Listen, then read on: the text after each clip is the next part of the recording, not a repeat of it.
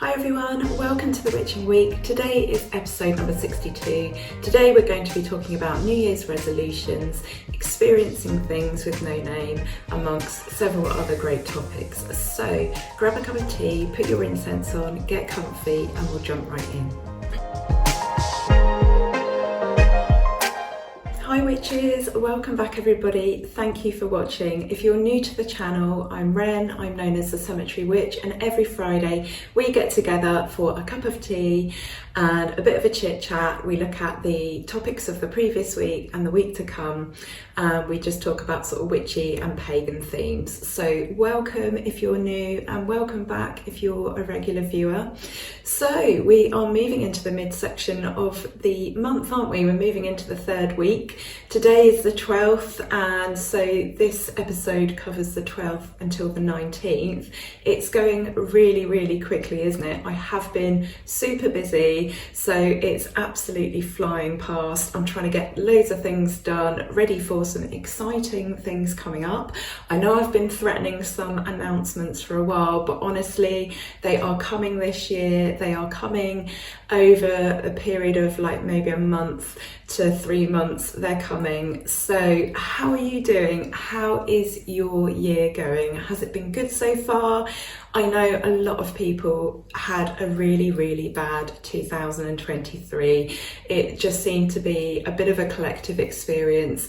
Even those people that didn't have a bad year seemed to have a year with lots and lots of challenges. And as I explained last week, I went into the new year with some really happy, buzzy energy, because as far as I was concerned, really things couldn't get much worse than they were in 2023. So yeah, I have been like floating on a cloud, buzzing, just really trying to concentrate on some good energy and some good vibes. So I know I need to catch up with comments on here. I'm really sorry, I've got a bit behind with those.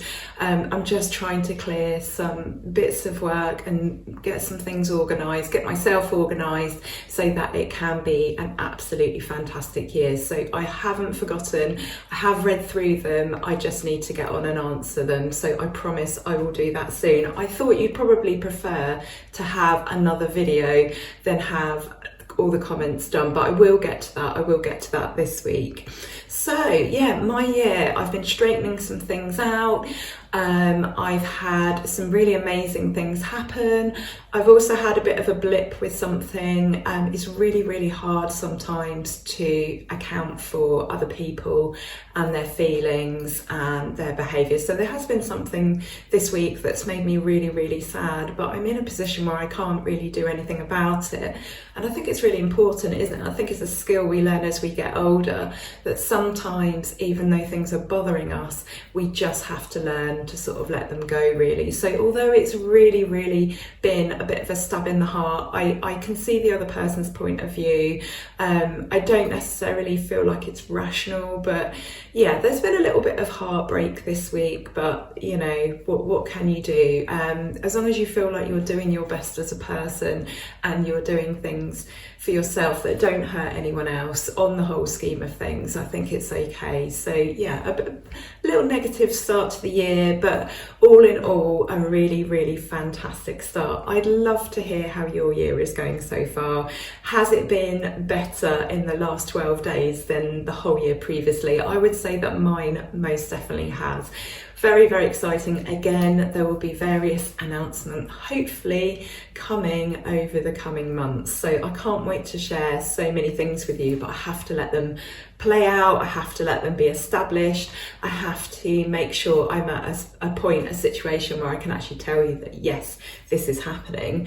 So yeah, that takes me on to New Year's resolutions. Actually, I want to talk about those, not from the point of view of have you got any, although I wouldn't mind hearing about that, but we kind of covered that last week, didn't we?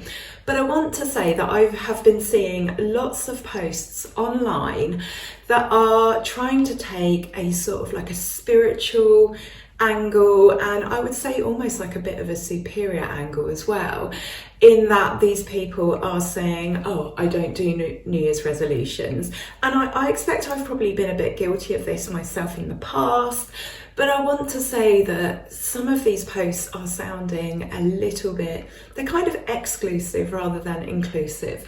And I just wanted to sort of talk about that. I think it's really important that we remember that what's right for us is not necessarily right for somebody else. And I've seen a lot of criticisms over this, like new year, new me. But I was thinking about that, and I was thinking about that from my own point of view. I wouldn't call it a New Year's resolution, but I decided that the 1st of January was a really nice time to start. So it was more like the 6th of January for me, but I have decided to go on a diet. And for me, that change of calendar year was really, really helpful.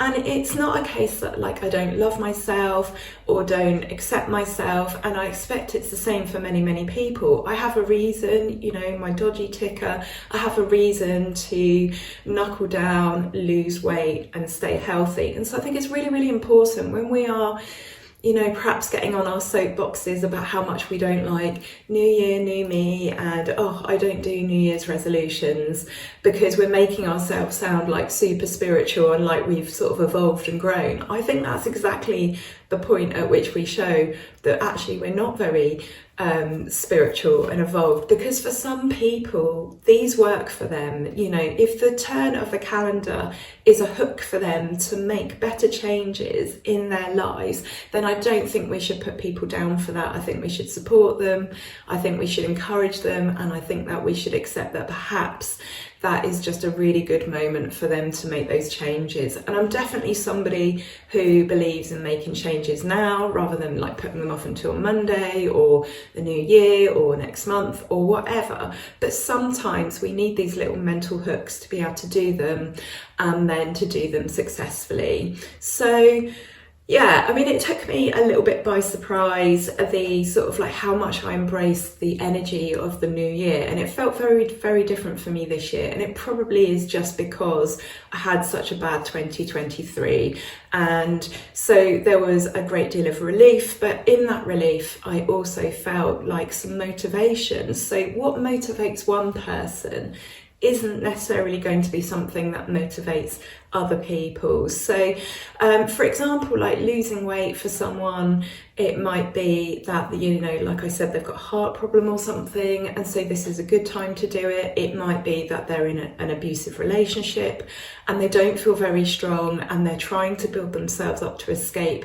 and that going to the gym actually makes them feel strong and confident. And whilst it isn't part of kind of leaving an abuser, it's just sort of adding to their strength in some way, whether that be like mental or physical. I think there are lots of reasons why people are motivated to do things, and so I think we should be really, really careful, especially those of us who are present on social media. So I'm talking about myself, maybe not so much you as a viewer. I'm talking about the responsibility that lies with people like me to just be careful when we write things and just to think about other people, and that we might feel that something's a bit silly or a bit beyond us, or we've matured beyond that, or that we're more spiritual for that, but that isn't necessarily the case. So yeah, I guess what I'm really saying at the bottom of all this is be kind. I'm seeing so much on social media of people just like belittling others and taking a superior stance to others for whatever reason. Quite often it's because that, you know, they feel like they're very, very spiritual and they've evolved and they're better than everyone. And I think really we should just strip things back a bit and remember that everybody is different, everybody works differently, everybody's motivated differently, and we should just be kind, really. So let's support each other rather than put each other down. Let's create an inclusive world and community rather than an exclusive one. And to create that inclusive community, we need to remember that everybody is different. So yeah, that's my little rant. That's my little rant on my soapbox today. I said last week, didn't I, that I didn't have the Moonology Diary or the Almanac by Leah Lindertz, and I decided I would actually add them to my collection. And let me just show you. So I picked up a copy of this and picked up a copy of this, and they were reduced because we've now got into the new year.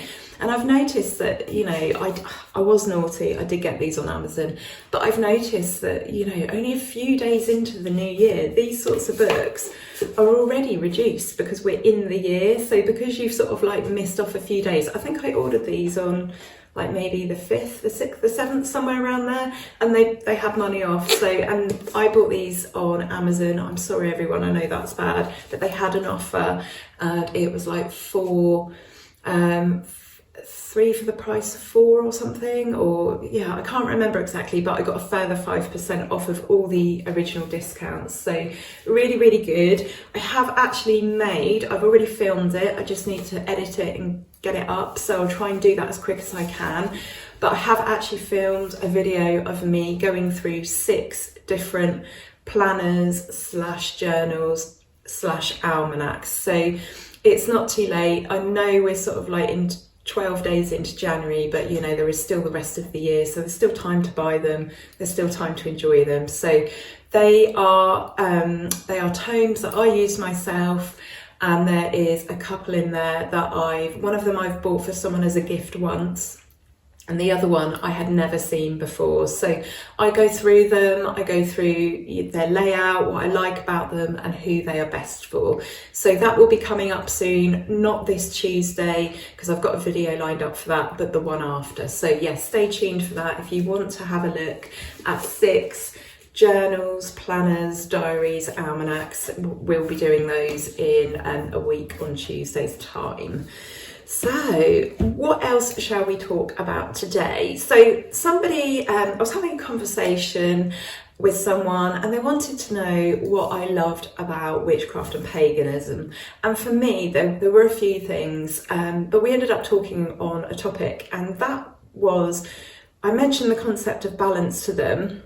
But the thing that I said I really liked is that we celebrate the light, the dark, but nothing evil. There's no evil in that. And my thoughts immediately went to nature. So again, with nature, you have light, you have dark, but there is no inherent evil. It just exists. So I find this really quite profound.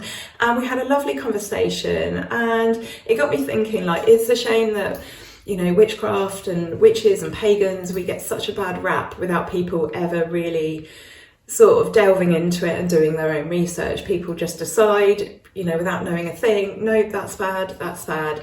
And it's made me think about a series of visitors that we've had to the house over recent months and over the last year. And whenever we've had people that we don't know come in, I'm always apologising for some of my witchy bits and bobs, and I always wonder what they think. So for example, when we had the plumber and the boiler man and we had some sort of work done, I have a Sheila and a gig in my bathroom who has her hands and she has her vulva, her vagina open, and it just makes me laugh because I forget it's there, you know, this vulva showing like little person who people probably imagine it's like some sort of demon because she's got no hair and she's got a weird face. And I forget she's there. She's in our bathroom. We have a goddess themed bathroom, and people come in and out and use the toilet and stuff like that. And she's there on the bookcase. I'll show you some pictures. And yeah, people must just think like, what weirdos. And because they don't know about our life and our thoughts and our feelings and the things that we believe in, I can see how witchcraft and paganism can be pretty misunderstood. And I guess we're ambassadors, aren't we? So when people come into sort of like contact with us and they see these things, it's no wonder that they kind of think that we're a bunch of weirdos. So yeah, so this lovely conversation I had about, you know, the concept of balance and the fact that there's, you know, there isn't really anything evil, and we celebrate the light and the dark and how this all plays in with nature. It just got me thinking, reflecting on this conversation this week. We had some people from outside agencies come in, and yeah, it just kind of sparked that conversation that we had. And yeah, because I forgot, you know, I could put Sheila and a gig in a drawer or in a cupboard, but I always forget. So moving on from that, I thought I would also talk about experiencing things with no name, and this is from a conversation I was having with my husband. We were driving through our county. We were just literally out on a drive. Sometimes we do this, we get in the car, my husband just drives around and we have a chat and we just take in the countryside and look at the changing seasons. And we were talking about our favourite parts and which bits we like and the reason why. And I made the comment that different parts of the county feel very, very different, and they evoke different feelings in me that actually I don't actually have any words for. I cannot actually put into words how they make me feel. It's just a feeling of that particular place. And I thought this was like really, really interesting. I realised that I can't verbalise what it is that's so interesting.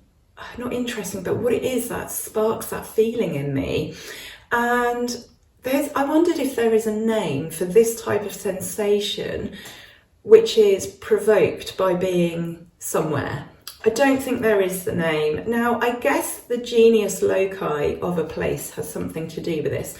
So the genius loci of a place is the sort of the spirit, the sort of soul of a place, and that is made up by the individual spirits of each rock and stone and plant and flower.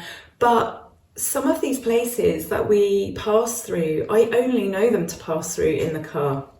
I don't know them to walk them. I mean, I know them because they're part of this local landscape, but I don't know them intimately like I might do the area around my home. But I'm wondering if it's the genius loci, the soul, the spirit of a place, whether that has a personality, you know, in the same way that we have a spirit and a soul and we have a personality. I don't know. What do you think? Do you experience this magical feeling? And this magical feeling differs from place to place, and it almost gives me goosebumps. It's really, really fascinating. If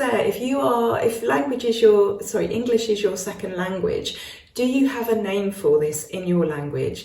Tell me about where you are, whether you experience this, whether you know what this is called. Overall, does it have a name? The feeling that a place invokes, and also, what should we do about this? You know, there are all these different feelings I get from all these different places, and they're all different. I don't know if I've made any sense at all on this. I think the feeling is getting stronger as I get older, and perhaps it's the longer I stay in one place. I don't know. I don't remember. I don't know. I think I did pick up on this as a child. Looking back, there are definite places that made me feel a certain way, but I don't think I was aware of that I was aware of it at the time, but I wasn't aware of the fact that it didn't have a name. Very, very interesting. My brain has gone on a little bit of a journey this week. Yeah, I just want to know, do you experience this as well? Have you ever thought about it? Have you maybe named this feeling that somewhere gives you? Have you made up a word? I know it's a bit out there, but it's a really, really magical feeling, and it always happens, and it's the same. Whenever I go to a certain place, I get the same feeling. Whenever I go to a different place, I get a different feeling. I'm going to have a look online. Maybe I should have done that before I started this video. Perhaps there is a word. But I wanted to put it to you guys first to see what you thought and what you think. So I have a little apology to make. I haven't done Dear Aunt Wren, have I? We spoke about this some months ago, and it was going to be something that I set up. But last year was just so crazy in so many ways. I will do it if I can. There is a lot coming up in 2024 and some things that I need to give my attention to. I did have a question on essential oils recently from a lady who watches. Thank you very much. It was a fantastic question. I am wondering if I should just make a video on aromatherapy anyway, because a lot of people ask me about this.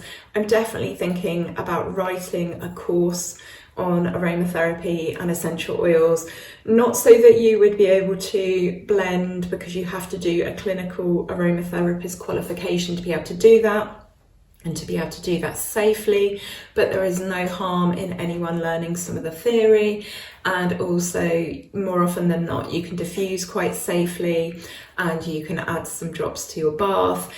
Again, I always recommend that if you want to use essential oils topically, you would actually consult a clinical aromatherapist, one that is currently practicing, and they are therefore insured, and they would take you through an assessment to, you know, see what your needs are. But I was thinking that maybe I could write a course on that so that people can learn the basics and the theory behind it, so that at least if they are using it, or they do want to dabble in using essential oils, because you can just buy them in the shop anyway, that you can at least do that safely. And there are books out there, you know, Neil's Yard Remedies do excellent books on aromatherapy and essential oils. So there is no reason why you can't be using them. It's just that I do want people to exercise caution, because some oils are phytotoxic, for example. So if you're pregnant, that could be an issue. Some are phototoxic, which means when you go out in the sun, it can cause a reaction, which then gives you a reaction to all sorts of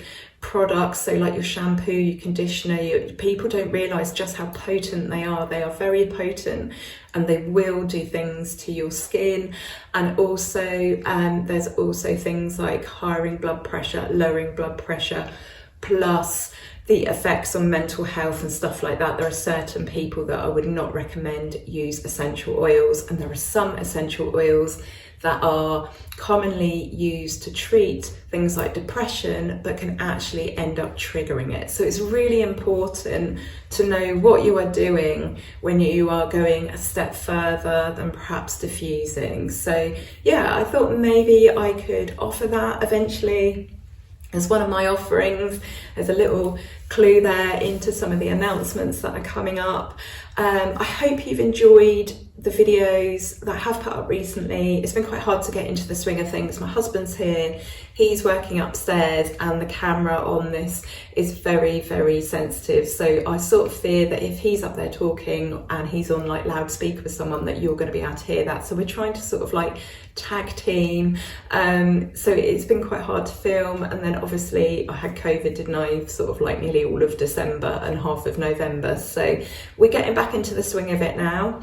2024 is all about getting back into the swing of things. Well, the first couple of months anyway, and it's all about success this year.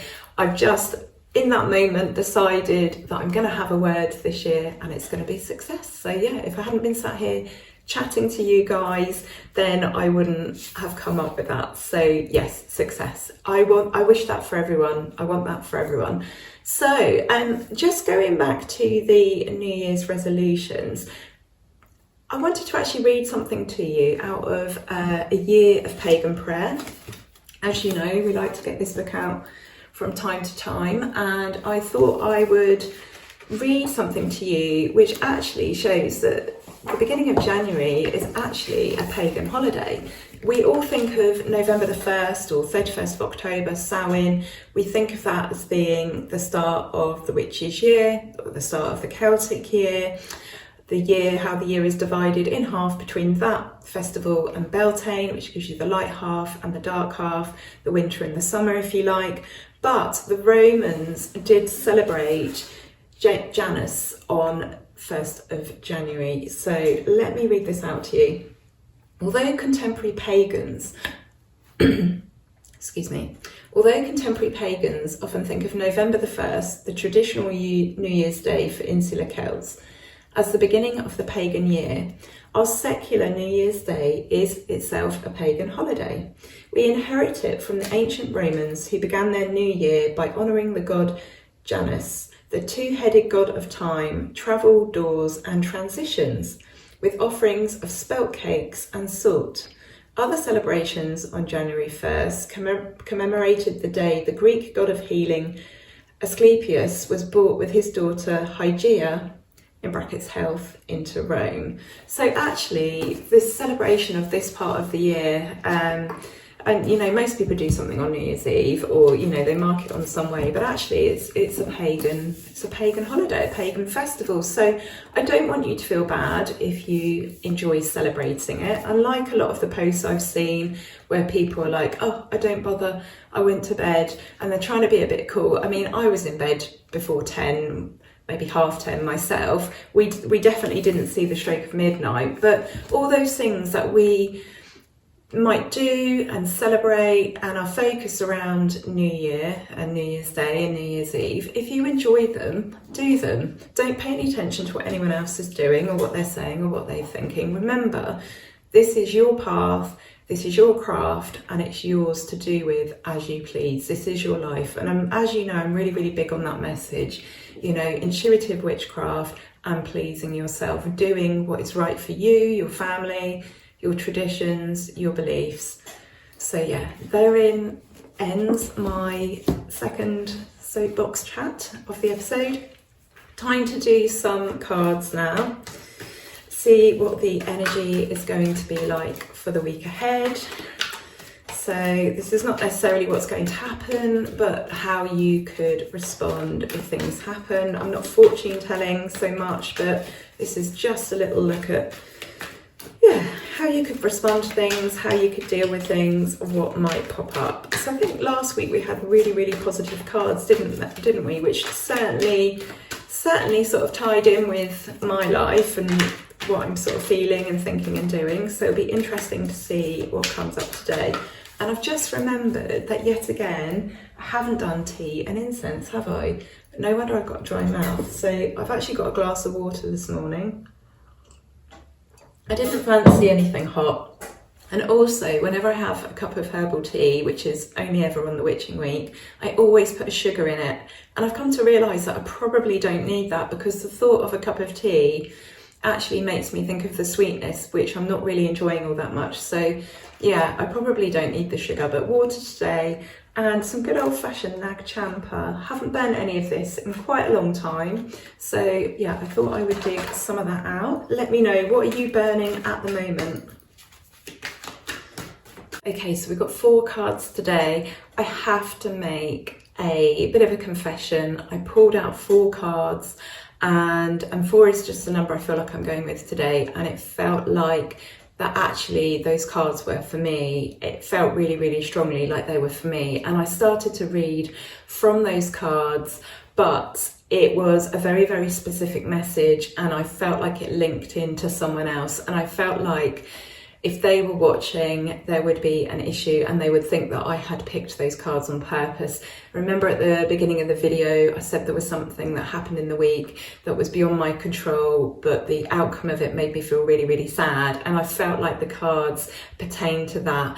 And so I've reshuffled and I've made a more concerted effort to concentrate the energy on the whole of the group, which is what I do anyway, but I feel like those cards popped out to give me a bit of a sort of encouragement and a bit of an understanding of the situation that's currently playing out at the moment. So I have reshuffled, I have made very, very strong intentions. I've shuffled for much longer, and I've made the intention very, very strongly that this is for the collective, this is for the rest of the group, this is for everyone but not me, because I've just had, normally I just do it for us as a group as a whole, but I think it's probably prudent for me to make sure that I say not for me, for everyone else, because sometimes the cards come out and I definitely feel like I'm reading for myself. So yeah, so we've got 4 cards. These feel very, very different. They don't feel like they're connected to me at all. So I think it's safe to say that we can continue with these cards,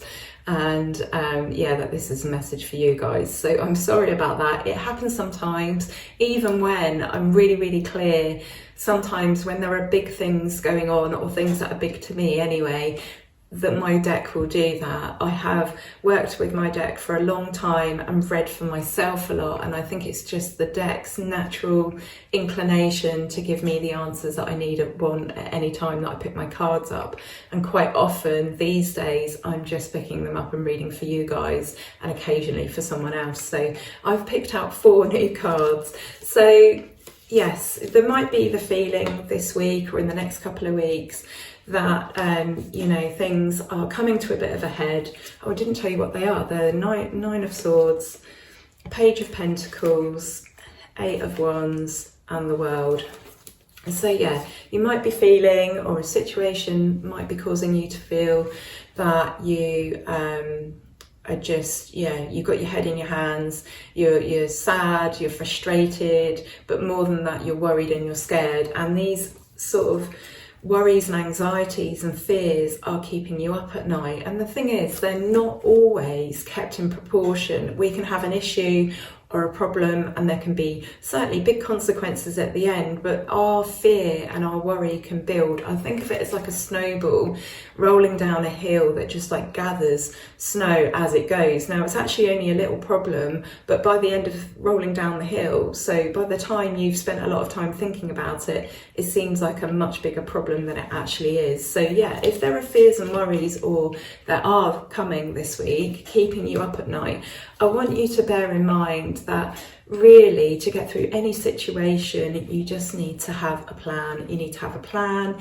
you need to think it through, you need to logically lay some bits and pieces out on paper, because sometimes that helps us stop sort of worrying at night. Have a notebook by the side of the bed and then just jot stuff down, either if you wake up in the middle of the night or just before you go to sleep, so that you know you've got them there in the morning and you can just switch off. But yes, the message is have a plan. You know, if things are really, really worrying you, especially if you can't take action just yet, at least make a plan, lay everything out on paper, and then you can deal with stuff. And there is some element of going with the flow within that, you know, it's like uniting your head and heart. Sometimes I think that even when you've got a very, very definite plan, you need to be flexible with stuff. You need to be flexible to work through stuff. So if there's stuff keeping you awake at night that you were worried about, have a plan, but be prepared to go with the flow, and you'll be fine. You'll be absolutely fine. We've got the world at the end, and that just says to me that you will get through this. You will, accomplish an ending to this problem, but it's only by putting these strategies into place that you're going to be able to do that. Otherwise, you're just going to be stuck in this scenario forever. This, not sleeping, which makes anxiety worse, which makes depression worse, and then it's just like a vicious circle. And this card is number 9. So this number 10 is the card of completion. So even if you're in a situation where you are being kept up at night, you're awake, you're just stressing all the time, you feel anxious, you feel worried, you feel scared, you feel thoroughly wretched with everything that's running through your head, there is going to be an end to that.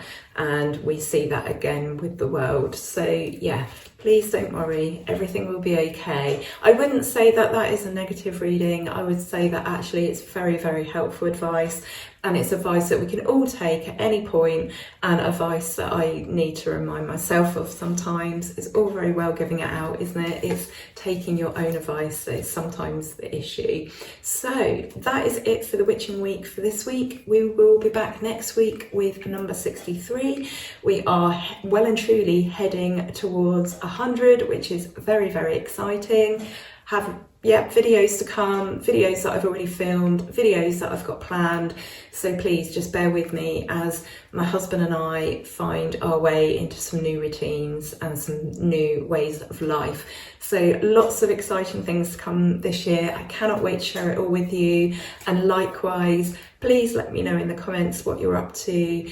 If you're new to the channel and this is the first time you've watched The Witching Week, welcome, thank you. And if you fancy subscribing, then that is awesome. It takes 2 seconds, it doesn't cost you anything, and it really helps the channel to grow. So thank you so much. Thank you for being here. I hope you have a brilliant week, and I will see you next week on the next episode. Okay, lots of love and blessings. Bye.